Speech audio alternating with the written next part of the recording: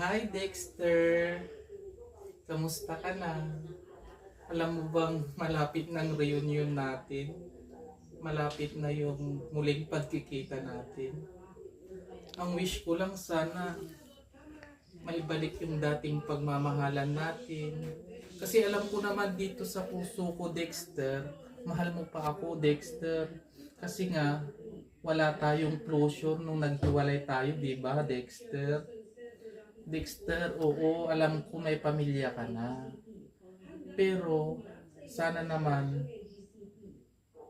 may naging closure tayo na hindi na lang basta-basta yung iniiwan mo ako, Dexter.